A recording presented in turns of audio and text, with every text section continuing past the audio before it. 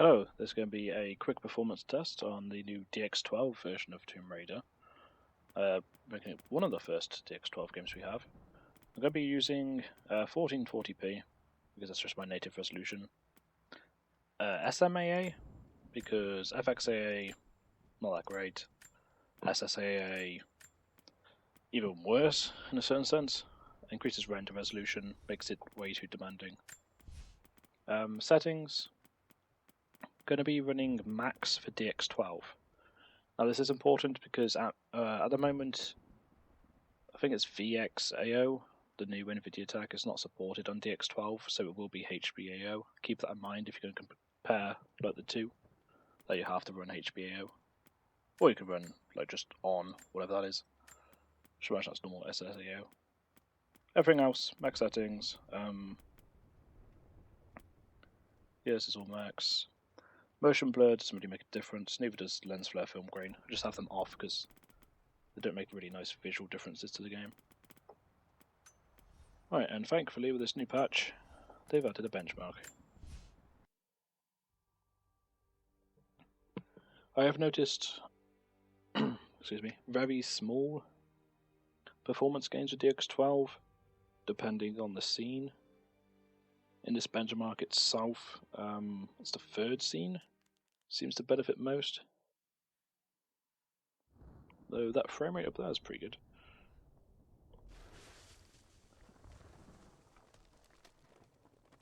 Also, this is so I've got HBAO on, which is the NVIDIA effect. I've got Pure Hair, which I believe to be AMD's new version of TresFX. Looks really good, but runs well. It's a lot better than TresFX as well, but in both appearances and performance.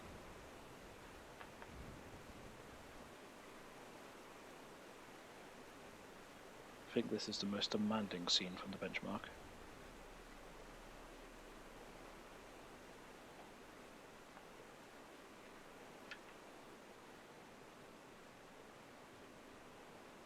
I should have, before I put this in, the Fraps overlay up, but it doesn't seem to be working. I'm not sure if it's a DX12 thing. Also, like, notice that pop in there. Like, wow, I think it's a bit hard not to. But severe pop in, I'm not sure what's going on with the benchmark there. Might be hardware. Not hardware, the hard drive. But I'm on a 980 Ti, as I said. It's not overclocked. From me, it's overclocked out the box to 1392 megahertz, so just shy of 1400 megahertz on this 980 Ti. And there we go.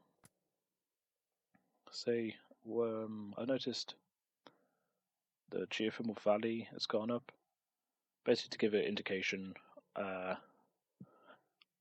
without recording. Well, yeah, without recording, this used to be like the DX11 results here, the 59 and the 57, and then on DX12 these went up to about like 65. So decent performance boost there.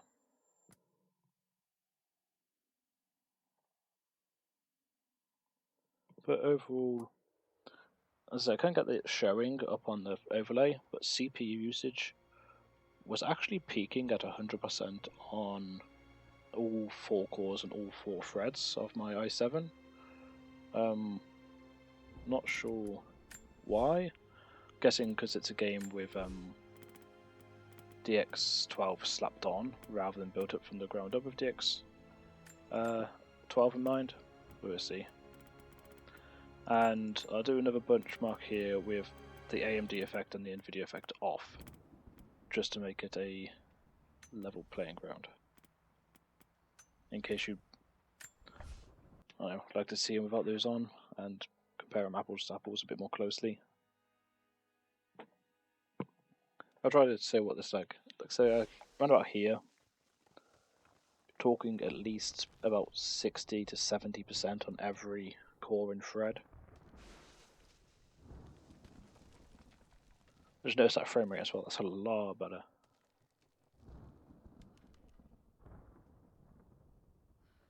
Was it me or was Laura's hair not blowing in the wind with Pure Hair on?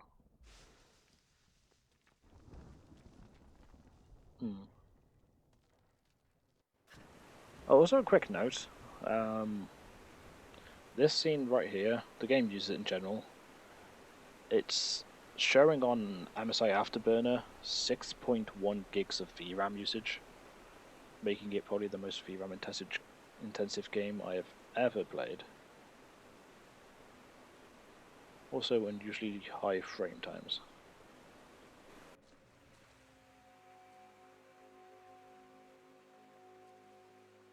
That pop-in was a lot less severe at the time,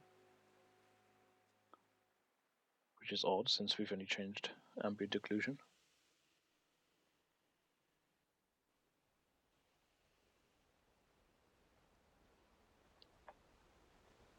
Still see quite a bit of pop-in light on the temple part at the back. You can see it all loading in there, all the foliage just coming in. Not sure what's causing that.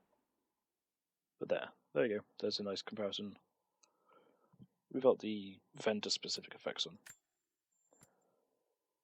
Okay guys, hope that was helpful to you. Any questions, let me know in the comment section. I'll try to answer as many as I can. And thank you for watching.